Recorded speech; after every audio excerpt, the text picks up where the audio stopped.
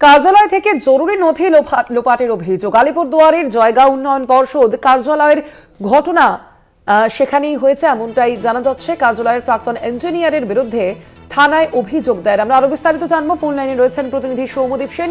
সৌম্যদীপ, কি জানা যাচ্ছে, ঠিক কি অভিযোগ সামনে আসছে?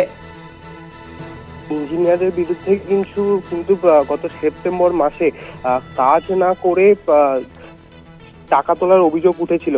তারপরে কিন্তু তাকে সাসপেন্ড করা হয় এবং তিনি এর বিরুদ্ধে হাইকোর্টেও মামলা দায়ের করেন। সেই মামলা খারিজ হয় এবং আদালতের নির্দেশেই কিন্তু তার বিরুদ্ধে ব্যবস্থা নিতে বলা হয় জয়গাঁও উন্নয়ন পর্ষদকে। এরপর জয়গাঁও উন্নয়ন পর্ষদের নতুন ইঞ্জিনিয়ার জয়েন করে। তিনি কিন্তু দেখতে পান যে বেশ কয়েকটি নথি নেই।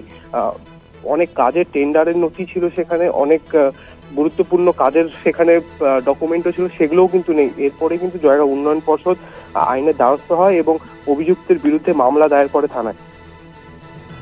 সৌম্যদীপ, এ বিষয়ে পর্ষদের পক্ষ থেকে কি বলা হচ্ছে? পর্ষদের পক্ষ থেকে বলা হচ্ছে যে তারা কিন্তু বিষয়টি আগে বুঝতে পারেননি। এরপর যিনি সেখানের এক্সিকিউটিভ অফিসার ছিলেন, অতিরিক্ত জেলা শাসক, তার বিরুদ্ধেও কিন্তু অভিযোগ উঠেছিল সেপ্টেম্বর মাসে যে তিনিও ওই ইঞ্জিনিয়ারের সাথে মিলে কাজ না করে দায়িত্বপ্রাপ্ত সংস্থাকে টাকা দিয়ে দিয়েছেন। এরপরে কিন্তু যেখানে অতিরিক্ত জেলা শাসককে বদলি করে দেওয়া হয় এবং ইঞ্জিনিয়ারকে কিন্তু সাসপেন্ড করা হয়। এরপর সেই ইঞ্জিনিয়ারের বিরুদ্ধেই কিন্তু এবার এই নথি বিষয়টি উঠল, নথি লোপাটের বিষয়টি দেখা গিয়েছে। ধন্যবাদ তোমায়। আমরা কথা বলছিলাম, ফোন লাইনে ছিলেন প্রতিনিধি সৌম্যদীপ সেন।